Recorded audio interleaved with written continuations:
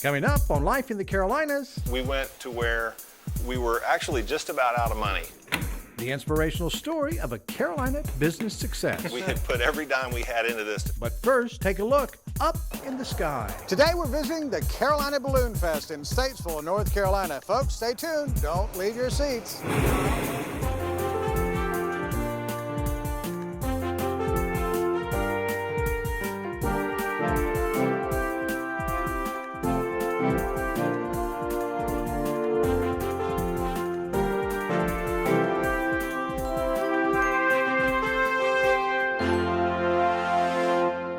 Closed caption brought to you in part by Moosehead Grill, home of Uncle Donnie's national award-winning wings. Life in the Carolinas is brought to you in HD by Hampton Inn & Suites at Phillips Place.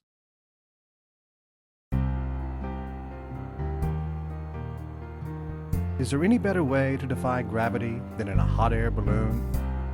You're about to meet some aficionados who positively believe it's the only way.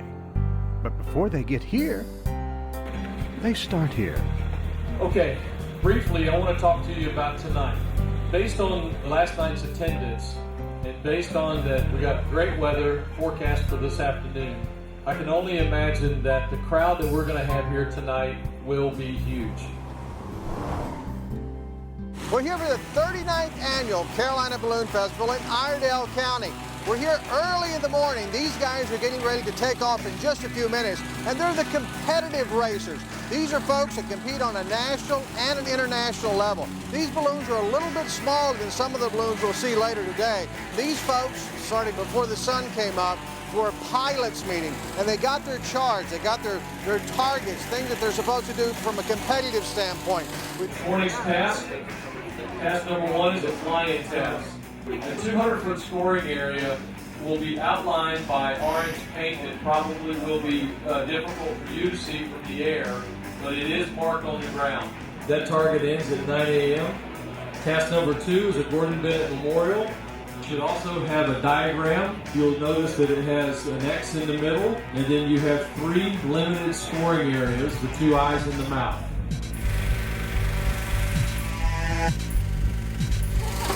So how long does this process usually take to actually get the balloon up and going? This balloon is very small by balloon standards, right. And we'll actually be able to get it cold packed, which is what we're doing right now, very quickly. I would wager they'll be off the ground within 10 minutes. Okay. Pretty cool, isn't it?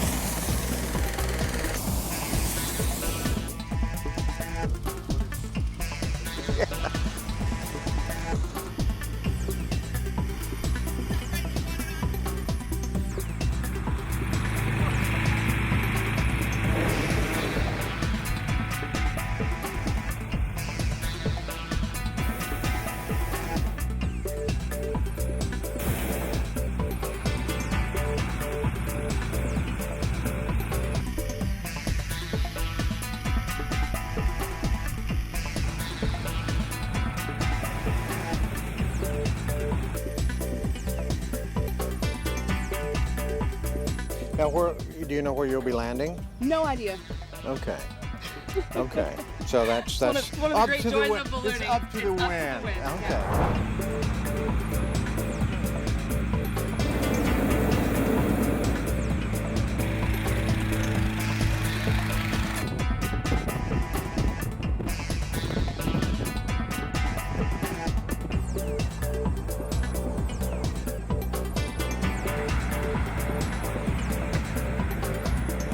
So this is part of the competition. This is the competition. You hear people call them balloon races, and that's Right. actually a horrible misnomer. I really don't want to be going all that fast. No. It's more of a test of skill and accuracy.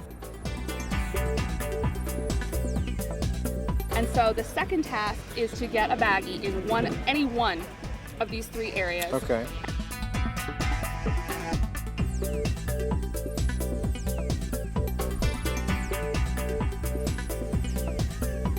I got scores, not real close. But 2 out of 3, you did well. Not bad. And we haven't seen any overall scores yet, so we don't know how we're doing comparatively. You could be a champion. Maybe. So this is primarily the size for competition, is that right? Right.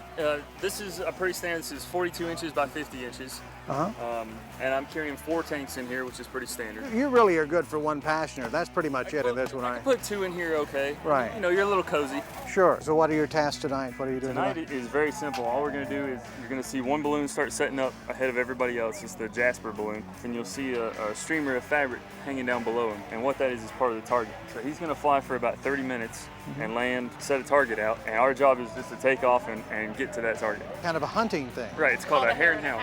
Hare and a hound. Okay, so you really don't know where it is. Right.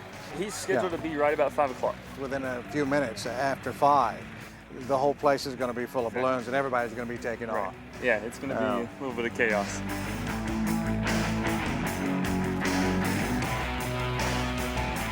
This is actually cool air, so it gets everything going in to inflate it properly. And then once that happens, you're going to see those flames come on. And that's what's going to raise this off the ground and take it up in the air. It's really pretty incredible. And it's amazing commitment because it's not just one person, it's an entire crew of people that it takes to pull this off. Then after the balloon goes up in the air, then these folks have to get in their truck and they have to chase these balloons to help them land on the other side. And the wind is the big navigator. So, wow, it's kind of amazing. There comes a balloon. Why are you guys doing this? I know your wife told me that this is kind of a family thing, but what is it that drives you?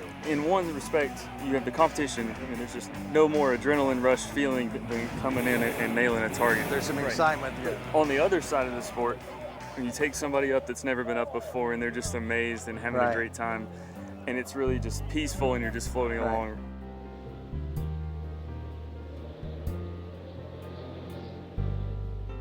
Why do you keep coming back time after time again? Oh, the sight of the balloons in the sky, you cannot beat that. Especially if you do it at sunrise or sunset like we're doing tonight. It's just awesome.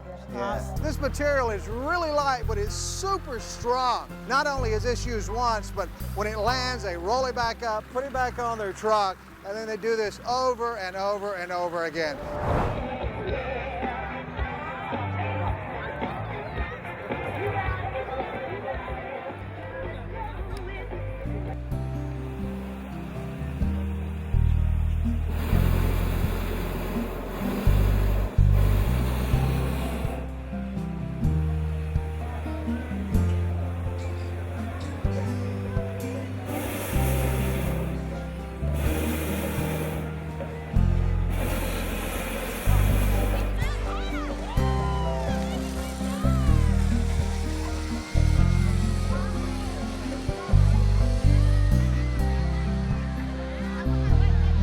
So you came from Minnesota just to have the balloon experience here. Yes. That's pretty darn exciting.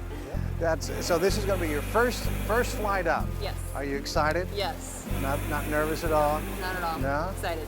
All right. You guys have a great flight. Thank you. Thank you. Thank you. You getting some good pictures? Are you really? Yeah, sure am. Oh. Are you a regular? No, actually, this is the first time I've been back here in several years.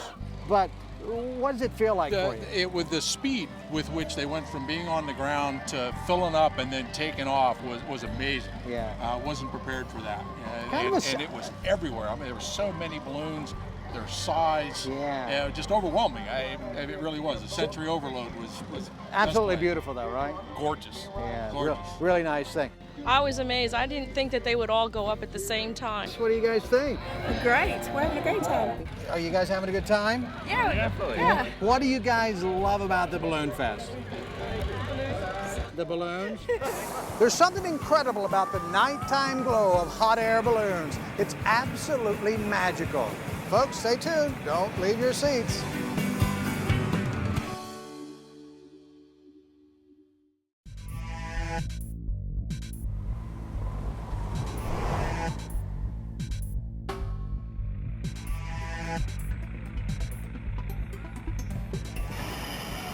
We're here at the 39th Annual Carolina Balloon Festival in Statesville, North Carolina. Wow, this is absolutely beautiful. These balloons are fantastic. I don't know if there's anything quite as exciting as the evening glow of a hot air balloon. There's something romantic about it and absolutely stunning. People on the banks are absolutely blown away with this magical glow.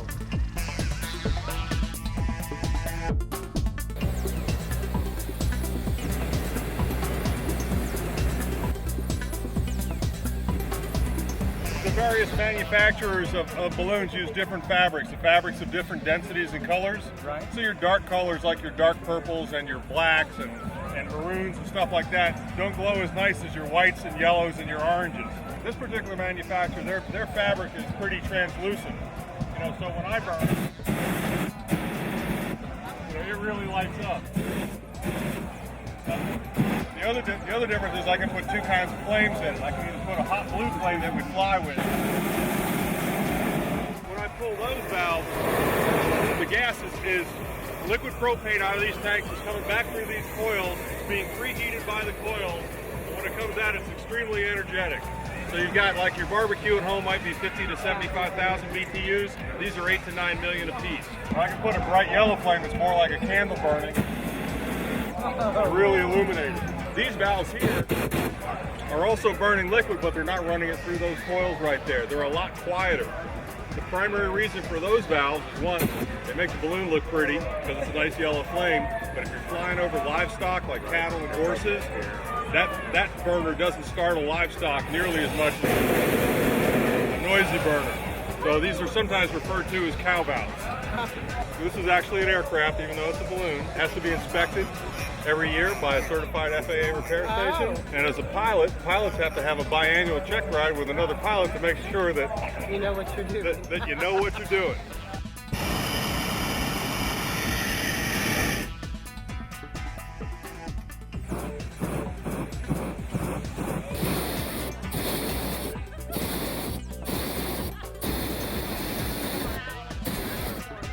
I started this 22 years ago. Stuff was pretty hot. I had a full head of hair when I started this sport.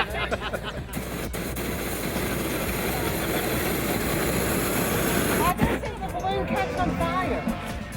I aim really carefully in the middle. The very first row of panels is made out of Nomex. The same stuff that make a race car driver suit on. So it's extreme. It's fire retardant.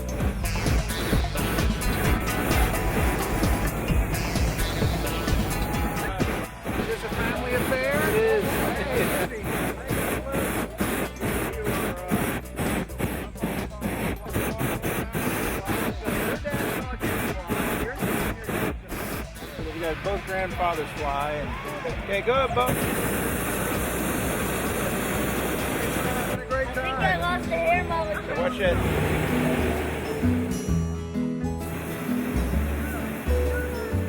Hot air balloons have a special way of bringing out the best in all of us. They inspire us and elevate us to a place of happiness and peace.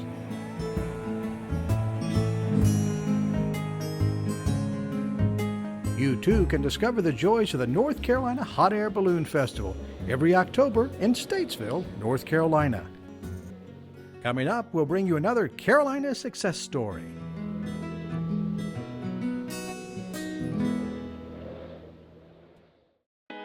We all love a good success story in the Carolinas, and Moxicopy.com is certainly one of those.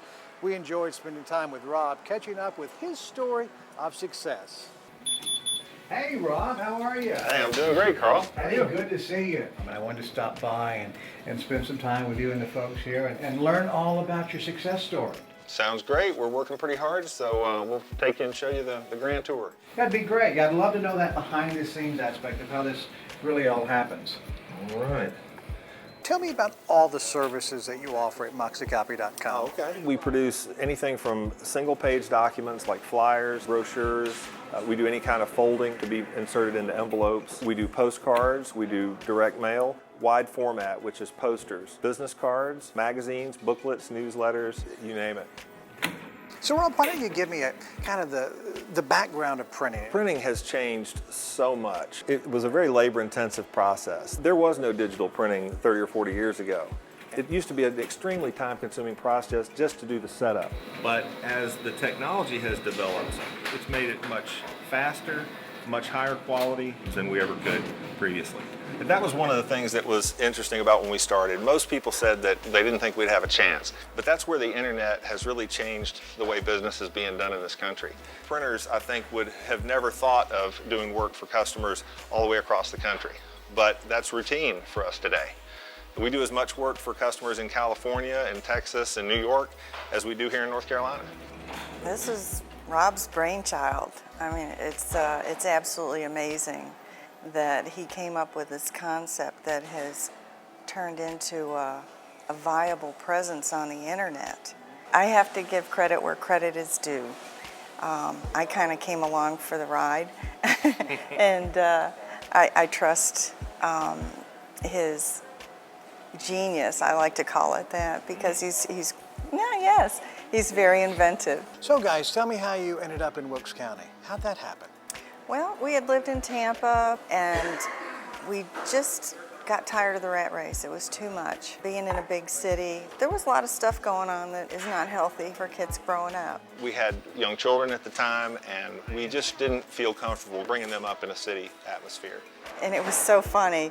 We just decided that, well, we've heard North Carolina is a really nice place to live. We pulled out a map and didn't know a thing about the state, but we just closed our eyes and moved our finger around and landed on the map right on Wilkesboro. Fell in love with the town. It reminded me so much of the hometown that I grew up in. We started out with doing the pack and ship business, and we had a small copier there, did color and black and white work and a little bit of booklet making, thinking about setting up a website. So that brought us to the internet. It quickly went from customers being able to submit local work to trying to go for a national audience. It seemed like a daunting task, and it really was. It took 2 to 3 years for the website to finally start coming in to where people could find it. We went to where we were actually just about out of money. We had put every dime we had into this to try to get it going. And we started off with using a lot of used equipment, inexpensive products, because that's what the funding that we had. As we were doing this, it seemed to be where we spent a lot more time working on equipment, trying to maintain equipment, rather than focusing on our core business. I didn't know that we would even be able to get financing on a piece of equipment like this, or would have the ability to make a purchase like this. The best option for us turned out to be Ricoh and the 901C, which is their graphic arts production press. It's not just the machine that was a big help to us. Ricoh is involved in digital printing in a big way. They're internationally known for it. And so they've become more of a partner with us that has helped us, in addition to just being able to produce a better product, it's helped us to expand our vision of where we want to go in the future. Earlier today, I joined you guys for lunch and with your employees. I mean, how did that tradition get started, Rob? I just think it helps with the morale of everyone, so that they know that it's not all about work. You got to have some playtime too. What's it like working with Rob and his wife? It's fun. Yeah, he's worked hard, put a lot of time and effort into this company to, make it up for nothing. Does that inspire you? Yeah, it shows me, that you can start with just an idea and actually make a company out of it, with enough hard work and dedication. So just tell us, just from your heart, the emotional place. Don't cry. Don't cry. But what's it like working with these people at Moxicopy? It's great. Great group of people. Rob, his wife, they really care about everyone who works here. You proud of your dad? Oh yeah, definitely. Yeah. What about your mom? Oh my gosh, she's like the backbone. My dad, he's the, the big, strong, taking care of everything. My mom is the one really making sure everything gets done and making sure everything looks good. Most people, when they hit a situation that they're having a tough time getting through, they start pointing out the ways of why it can't be done. Dad instead just searches for the ways to make it get done. And then he searches for more efficient ways to do that after he's accomplished that. I am very happy to be a part of this business. I hope to take over it at some point and maybe expand it beyond what Dad can. So Rob, your son tells me that he's off to prepare to take over the family business. Does that give you a sense of pride? Oh, absolutely. I mean, I don't know what more we could want out of it than that. Tell me about your kids. They just seem so happy. We are so blessed. We have the best kids. Yeah. I'm sorry. Well, they are. They're great kids, and they it seems like they're very willing to try new things, and for the most part, and they were great about moving up here. They didn't have very many reservations at all. There have been a lot of struggles and a lot of uncertainty when trying to start your own thing. There's oftentimes security in working for some big company or some big outfit where you know you're going to have a check every week. But we couldn't have done it any other way. If you're not happy working in a job or it feels like a dead-end job to you, and it's killing your spirit, you need to find something else. And that may be something that you need to start on your own. And it doesn't really matter that you haven't done it before. I mean, there was no one that I talked to that believed that this could succeed. But I knew there was other companies doing it. And I thought, if they can, why can't we? Like I said, I'm along for the ride. And I'm lucky. This just seems like such a great journey you're on, and I just appreciate it. Thank you so much, Rob. I appreciate it, Linda. Thank you so much. We certainly enjoyed learning all about this inspirational story of Moxicopy.com. And we'll see you again next time when we bring you more of the great stories of the people and places of the Carolinas.